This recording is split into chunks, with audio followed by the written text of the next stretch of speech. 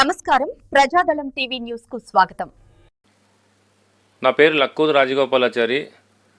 నేను ఏలూరు జాతీయ బీసీ సంక్షేమ సంఘం అధ్యక్షుడిగా కొనసాగుతున్నాను. ఈ రోజున అంతరించిపోతున్న బీసీ కులవృత్తుల్ని వెలుగులోకి తీసుకురావాలని చిరు ప్రయత్నంగా ప్రజాదళం టీవీ ద్వారా ప్రజలందరికీ తెలియజేయాలని ముఖ్య ఉద్దేశంతో నేను ఈ కులవృత్తిలో పుట్టి పెరిగి ఈ పని నేను చేస్తున్నాను. కాబట్టి ఈరోజు స్వర్ణ వృత్తితో స్టార్ట్ చేద్దామని ప్రజాదళం టీవీ ద్వారా ప్రజలందరికీ తెలియజేయాలని ముఖ్య ఉద్దేశంతో స్వర్ణ వృత్తిలో సాధక బాధలు, గతంలో ఎలాగ స్వర్ణ వృత్తి గౌరవం ప్రదానం పొందిందో ఇవాళ అంతా దిగజారిపోతుందో తెలియజేయాలనే ఉద్దేశంతో ప్రజాదళం టీవీ ద్వారా తెలియజేస్తున్నాము. ఒకప్పుడు పెళ్లి సూత్రం పెళ్ళి కుదిరిన వెంటనే మా విశ్వబ్రాహ్మణులు ఆచార్యులు ఎవరున్నారు అని ఎత్తుక్కొని పూర్వీకులు విశ్వబ్రాహ్మణుల దగ్గరే చేయించాలనే ఉద్దేశంతో పసుపు కొట్టిన వెంటనే మా దగ్గరకు వచ్చి ఆర్డర్ ఇచ్చేవాళ్ళు. మేము కూడా పెళ్లి కూతురు పెళ్లి కొడుకు నక్షత్రాలు తీసుకొని వాళ్ళ తారాబలం గురుబలం బాగున్న రోజున పెళ్లి సూత్రం ఇలాగా మంగళప్రదంగా ముహూర్తం చూసుకొని చేసేవాళ్ళం. అలా చేసిన సూత్రం పెళ్ళిళ్ళు 10 కాలాల పాటు సుఖ సంతోషంతో అష్టైశ్వర్యములతో సిరి సంపదలతో జీవించేవాళ్ళు. మరి నేడు ఇప్పుడున్న కార్పొరేట్ సంస్థల్లో అలాగా ముహూర్తాలు లేకుండా పెద్దలు ఇచ్చిన సాంప్రదాయాన్ని పక్కన పెట్టి అమావాస్య లేదు దుర్ముహూర్తం లేని టైంలో కొనేసి పెళ్ళిళ్ళు చేస్తున్నారు. అవి ఎంతవరకు ఈ రోజున నిలబడుతున్నాయి అనేది కూడా ప్రజలందరికీ తెలుసు. పెళ్ళి అనేది జీవితంలో ఒక కాలం ఒకేసారి చేసుకునేది. అది సనాతన ధర్మంలో ఒక భాగం. అలాంటి సనాతన ధర్మం పెద్దలు మనకి విశ్వబ్రాహ్మణులే చేయాలని ఒక సాంప్రదాయాన్ని ఇచ్చేవాళ్ళు. ఈ సూత్రం మేము తయారు చేస్తే మాకు పట్టు వస్త్రాలతో ఊరేగింపుగా మేళతాళాలతో మా దగ్గరకు వచ్చి ఊరేగింపుతో ఈ సూత్రం తీసుకొని ఈ సూత్రం చేసిన స్వర్ణకారుడికి పట్టు వస్త్రాలు, స్వయం పాకం అలాగా కొంత బహుమతులు కూడా ఇచ్చి చేయించుకునేవాళ్ళు. మజూరి కింద సూత్రం చేయించేవాళ్ళు కాదు, చాలా గౌరవప్రదంగా తీసుకుని వెళ్ళేవాళ్ళు. అలాంటి సాంప్రదాయాన్ని నేటి తరం కూడా గుర్తు చేయాలని, వారు కూడా ఆ సాంప్రదాయాన్ని పాటించాలని ఒక ముఖ్య ఉద్దేశం. అలాగే బంగారు పోస్తులు ఏదో అలంకరణ వస్తువు కింద ఈ రోజున చూస్తున్నారు, కానీ దానికి ఒక శాస్త్రీయత ఉంది. ముఖ్యంగా పెళ్ళికి బంగారం పుస్తులు ఎందుకు కట్టాలంటే అది సనాతన ధర్మంలో ఒక భాగం. ఆ సూత్రాలకు కూడా ఒక చరిత్ర ఉంది. అలాగే ప్రతి ఆడవారు కూడా బంగారు పోస్తు కనీసం ఒక పుస్తైన మెల్ల ఉండాలని ఒక సాంప్రదాయం. ఒక నల్ల పోస్తులు మెల్ల వేసుకునేది ఏదో పెళ్ళైన వాళ్ళు వేసుకోవడం కాదు. అది పెళ్ళైన తర్వాత నరదిష్టి ఈ పూర్వం ఒక దాటుళ్ళని అవన్నీ ఉండేవి, అవి ఏమీ తగలకుండా ఉండాలని ముఖ్య ఉద్దేశంతో బంగారానికి మైలు కానీ ఏది కూడా అంటదని ఒక శాస్త్రీయత ఉంది. అలాగే పెళ్లి కొడుకు కూడా బటువు పెట్టేవాళ్ళు. ఆ బటువు కూడా చాలా విశిష్టత ఉంది. ఉంగరం వేలికి బటువు పెడితే ఏమీ కూడా వాళ్ళకి దిష్టి నరదిష్టి ఏం తగలవని ఒక శాస్త్రి. అది ఉంటే కూడా ఈ ఏలుగు పెట్టుకోవడం వల్ల ఈ వేలుకున్న నాడులు కూడా ఆరోగ్యవంతంగా పనిచేస్తుందని పెళ్ళికొడుకి బటువు పెట్టేవాళ్ళు. అలాగే ఉంగరం పెట్టేవాళ్ళు. మణికట్టు కూడా ఒక చైన్ పెట్టేవాళ్ళు. మెల్ల కూడా గొలుసేసేవాళ్ళు. ఇదంతా ఏదో ఫ్యాషన్ గురించి కాదు, దీనికి ఒక చరిత్ర ఒక సాంప్రదాయం ఉంది. ఆ సాంప్రదాయం కొనసాగిస్తూనే ఉండేవాళ్ళు. అలాగే స్థానిక షాపుల్లో ఎక్కడైనా సరే స్థానికంగా ఉన్న వాళ్ళకి ఒక్కొక్క షాపుకి 70-80 ఏళ్ళ చరిత్ర ఉంది. వాళ్ళల్లో ఎక్కడిచ్చినా సరే స్థానిక స్వర్ణకారులే చేయిస్తారు. ఇక్కడ చేయించడం వల్ల మా దగ్గర చేయించిన స్థానిక జ్యువెలరీ షాపులో చేయించిన ఆ పని స్థానికంగా ఉండే స్వర్ణకారులకే, ఏ ఊళ్ళో అయినా స్థానికంగా ఉన్న స్వర్ణకారులకే చేయిస్తారు. వాళ్ళకి బంగారంలో అనుభవం ఉంటుంది, బంగారం ఎలా చేయాలని ఉంటుంది. అందం గురించే రాళ్ళు వాడతారు తప్ప తూకం గురించి రాళ్ళు ఎక్కడా వాడరు. అలాగే ఇప్పుడు ఎనామీలు కూడా చాలా భయంకరంగా తరుగులు పోతున్నాయి. ఈ ఉన్న రేటుకి కూడా చూస్తున్నారు. ముఖ్యంగా ఇంత మార్పు ఎందుకు వచ్చిందంటే ప్రతిదీ కూడా పట్టు చీర ఒక విలువైన బట్టలతో బంగారాన్ని పోలుస్తున్నారు. అసలు బట్టలకి బంగారానికి సంబంధం లేదు. బంగారం ఒక సంపద, ఒక ఆస్తి. కానీ బట్టలు అనేది ఫ్యాషను. ఈ కార్పొరేట్ సంస్థలు ఒక పట్టు చీర 50,000 పెట్టుకుంటే రేపొద్దున ₹1 రాదు. ఇది ఒక 50,000 పెట్టుకుంటే మీకు 20,000 30,000 వస్తని ఇప్పుడున్న ప్రజలకి ఇలాగా చెప్పడం వల్ల ఫ్యాషన్ కింద బంగారంగా ఈ రోజున ప్రజలు ఆలోచిస్తున్నారు. కానీ బంగారం అనేది ఒక ఆస్తి. ఎప్పుడు ఆపద వచ్చినా సరే ఫస్ట్ మనకి గుర్తొచ్చేది బంగారం. అలాంటి బంగారాన్ని ఇప్పుడున్న షాపులు, కార్పొరేట్ సంస్థల షాపులు బట్టలతో పోల్చడం వల్ల ప్రజలు కూడా అటువైపు చూస్తున్నారు. కానీ స్థానికంగా షాపులకు ఇవ్వడం వల్ల వాళ్ళు కూడా సేమ్ ఇలాగే ముహూర్తం చూసే చేయమని చెప్తారు మాకు. అలా చేయడం వల్ల కాపురాలు కానీ లేకపోతే సంపద కానీ పెరిగే అవకాశం ఉంటుంది. ఒక షాపులో చేయించుకుంటే మళ్ళీ వెంటనే 6 నెలలకు 3 నెలలకు చేయించుకుంటారు. అది కూడా ప్రజలందరూ కూడా ఇప్పుడున్న యువత కూడా ఆలోచించి నమ్మకమైన షాపులో స్థానికంగా చేయించుకోవాలని మా జాతీయ బీసీ సంక్షేమ సంఘం కోరుతుంది. మాకు ఏది కూడా యాడ్స్ రూపంలో కానీ మేము కోరుకునేది ఏంటంటే ఈ యూట్యూబ్ ఛానల్స్ ద్వారా కానివ్వండి, సోషల్ మీడియా ద్వారా కానివ్వండి ప్రజలు చాలా అవేర్నెస్ వస్తుంది. ముఖ్యంగా మేము ఈ పెద్ద పెద్ద లెజెండ్ యాక్టర్స్ కూడా చేతూర్తులు కూడా ప్రమోషన్ చేయాలని మా ప్రజాదళం టీవీ ద్వారా కోరుకుంటున్నాము.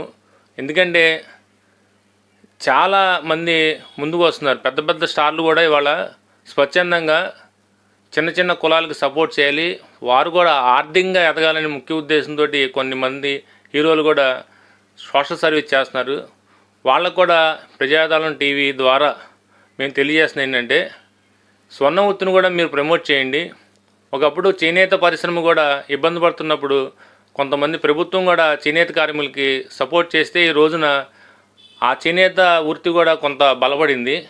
అలాగే ప్రభుత్వం కూడా మేము కోరుకునేది ఏంటంటే ఎప్పుడో గతంలో చేనేత పరిశ్రమ కూడా చాలా ఇబ్బందులు పడ్డారు, చాలా కష్ట నష్టాలు పడ్డారు. ప్రభుత్వం వెంటనే ఆదుకొని చాలా సపోర్ట్లో నిలబడింది. ఇవాళ చేనేత పరిశ్రమ కొంతవరకు పర్వాలా. అలాగే మేము కూడా కోరుకునేది ఈరోజు సన్న వృత్తి కూడా అలాంటి పరిస్థితికి ఏర్పడింది కాబట్టి మాకు ఉచిత విద్యుత్ ఇస్తే స్థానిక స్వర్ణకారులకు చాలా ఉపయోగం ఉంటుంది. అలాగే 45 సంవత్సరాలకి నిండిన, ఎందుకంటే వర్క్ లేదు కాబట్టి మేము ప్రభుత్వం వైపే ఎదురు చూస్తున్నాం కాబట్టి ప్రభుత్వం కూడా చేనేత కార్మికుల వల్లే 45 సంవత్సరాలు పెన్షన్ కల్పించాలని మేము కోరుకుంటున్నాము. మా జాతీయ బీసీ సంక్షేమ సంఘం ద్వారా స్వర్ణకారులకు కూడా పరిగణలో తీసుకుని వారి కష్టాలని, అలాగే యాసిడ్తో పనిచేయడం వల్ల ఇందులో మాకు 4-5 ఈ వృత్తి విశ్వబ్రాహ్మణ సంబంధించింది అయినప్పటికీ కూడా ఇందులో వివిధ వర్ణాలు కూడా మాకు పనిచేస్తున్నారు. ముఖ్యంగా యాసిడ్తో పనిచేస్తున్న ముస్లిం సోదరులకు కూడా కొంత ప్రమాదకరమైన ఇబ్బందులు ఉంటాయి. మేము కూడా యాసిడ్తోనే పనిచేస్తూ ఉంటాము. ఇవన్నీ కూడా ప్రభుత్వం దృష్టిలో పెట్టుకొని మాకు చేనేత కార్మికులకు ఇస్తున్న రాయితీలు, సబ్సిడీ కరెంటు ఒకటి, ప్రతి ఆడపిల్లకి పెళ్ళిళ్ళకి చేసుకోవడానికి 2 లక్షల రూపాయలు ఆడబిడ్డ కానుక. అలాగే ముఖ్యంగా మిషనరీ ఈ రోజున గతంలో ఈ మిషన్ కొనాలంటే మాకు ఒక 50,000లో ఈ మిషన్ ఏర్పడేది. ఇప్పుడు ఈ మిషన్ కొనాలంటే దాదాపు 2-3 లక్షలు. ఇంకా అప్డేట్ మిషన్లు వచ్చినాయి. ఈ మిషనరీకి దాదాపుగా ఒక స్వర్ణకారుడికి, అవకాశం ఉన్న స్వర్ణకారులకి 10 లక్షల రూపాయలు 40% సబ్సిడీ ఇస్తే జీవన విధానం మార్పులు చేరుతాయి. ఎందుకంటే మా తాతగారు బంగారు పని చేసేవాళ్ళు, మా నాన్నగారు బంగారు పని చేసేవాళ్ళు, నేను బంగారు పని చేస్తున్నాను. కానీ మా తర్వాత తరం వచ్చేసరికి, అలాగే మా తరం అంటే నేనే కాదు, మా ఏజ్ తరం, ఈ తరంతో స్వర్ణకారులు చాలా వరకు కొత్త వాళ్ళు రావట్లేదు. ఎక్కడో పైనుంచి బెంగాలీ వాళ్ళు, వేరే వేరే బీహార్ నుంచి వస్తున్నారు తప్ప మా కులంలో నుంచి కానీ వేరే వర్ణాల నుంచి కానీ నెక్స్ట్ జనరేషన్ బంగారానికి దగ్గరికి రావట్లేదు. రేటు పెరిగిపోవడం కానివ్వండి, ఇందులో చాలా కష్ట నష్టాలు ఎదుర్కొని మమ్మల్ని చూసి కూడా ఇంకెవరో రావట్లేదు. మా చిన్నప్పుడు అయితే మా అబ్బాయిని మీ దగ్గర పెట్టుకోండి, మీ దగ్గర చూడండి అని చెప్పి పంపించేవాళ్ళు. ఖచ్చితంగా 4-5 కుర్రోళ్ళు ఉండేవాళ్ళు నేర్చుకోవడానికి. ఇప్పుడు అసలు నేర్చుకోవడానికి ఎవరు రావట్లేదు. స్వర్ణ వృత్తి చాలా కనుమరుగైపోతుంది. మా రాష్ట్ర సంఘాలు కూడా దీని గురించి ప్రభుత్వం దృష్టి తీసుకెళ్తున్నారు. మా ప్రయత్నం కూడా ప్రభుత్వానికి విన్నవించుకుంటున్నాం. మేము డిమాండ్ చేసేదానికన్నా హృదయపూర్వకంగా విన్నవించుకుంటున్నాం. ఎందుకంటే ఈ ప్రభుత్వాన్ని విన్నవించుకుంటున్నాము. అలాగే ప్రతి రాజకీయ పార్టీలో ఉన్న అధినాయకుల్ని కూడా ఈ సందర్భంగా మేము ప్రజాదళం విన్నవించుకుంటున్నాం. గౌరవనీయులు రాష్ట్ర నాయకులు ప్రతి ప్రతి పార్టీ నాయకుని కూడా మేము విన్నవించుకున్నది ఏంటంటే, సమస్యలు మాకైతే చాలా ఉన్నాయి, చాలా ఇబ్బందులు గురవుతున్నాము. ఇవన్నీ కూడా మేము దృష్టిలో పెట్టుకొని ఈ చేతి వృత్తులను కాపాడండి. ఈ వృత్తే కాదు, చాలా వృత్తులు కూడా ఇబ్బంది ఉన్నాయి. ప్రజాదళం టీవీ ద్వారా రోజుకొక వృత్తిని మీ ద్వారా మీ ప్రభుత్వం దృష్టికి, ప్రజల దృష్టికి తీసుకెళ్తామని తెలియజేసుకుంటాం. జై బీసీ, జై జై బీసీ. మా సొన్నకార పనిలో చాలా కష్టంతో కూడుకున్నది. ఫైనల్గా మేము ఎంత పని చేసినా సరే ఫైనల్గా మా ముస్లిం సోదరులతో ఇలాగ పాలిష్ చేయిస్తే కానీ కస్టమర్కి చేరదు. ఎంతో కష్టపడి ఈ పని చాలా ప్రాణాంతకమైన పని.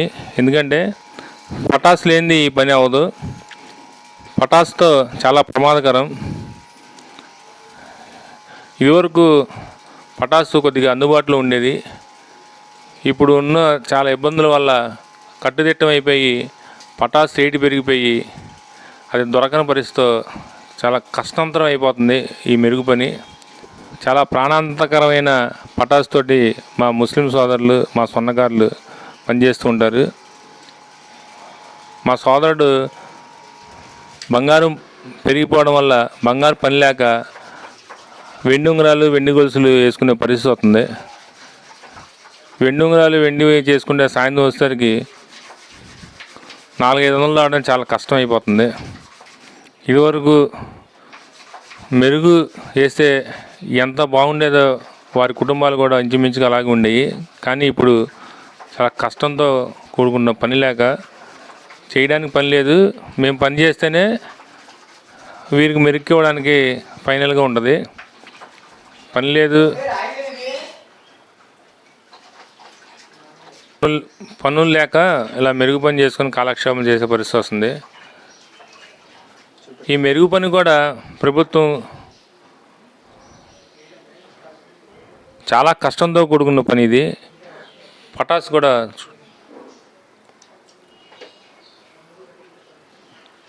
ఆ నీళ్ళల్లో అవి పటాసు ఎక్కువగా ఆ ఆవిరి పెంచడం వల్ల అనారోగ్యానికి ఎక్కువగా గురవుతుంటారు. హాస్పిటల్కి ఎక్కువ ఖర్చు అయ్యే పరిస్థితి. ఇంత కష్టంతో మా స్వర్ణ పని ఉంటుంది. చాలా చూడటానికి దగదగ మెరుస్తుంటుంది. దగదగ మెరిసే వెనకాల ఇన్ని కష్టాలు, ఇన్ని బాధలు ఉంటాయి. చూసారా, ఆయన చేసిన తర్వాత మామూలుగా ఉన్న ఉంగరం మెరుస్తూ మెరుస్తూ దగదగలాడుతుంది. వేసే పరిస్థితి నుంచి ఇలాగా వెండి వేసుకున్నాం.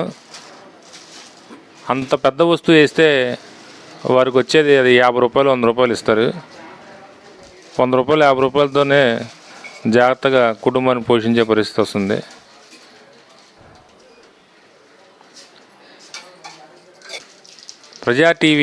ప్రజాదళం టీవీ ద్వారా స్వర్ణకారులు మా స్వర్ణకారుల్లోనే చాలా 10 మంది చేస్తే కానీ ఒక వస్తువు తయారవదు. ఈ 10 రకాల పనులు కూడా ప్రజాదళం టీవీ ద్వారా ప్రజలకి తెలియజేయాలనే ఉద్దేశం. మా కష్టాలు గుర్తిస్తారని ప్రజలు కూడా మా స్వర్ణకారుల వైపు సపోర్ట్గా ఉండి ప్రభుత్వాలకు మీ ద్వారా కూడా ప్రభుత్వాలకు విన్నవిస్తారని ముఖ్య ఉద్దేశంతో ఈరోజు ప్రజాదళం టీవీ ద్వారా మా సమస్యలు డైరెక్ట్గా ప్రజలకు తెలియజేసే ప్రయత్నం చేస్తున్నాము.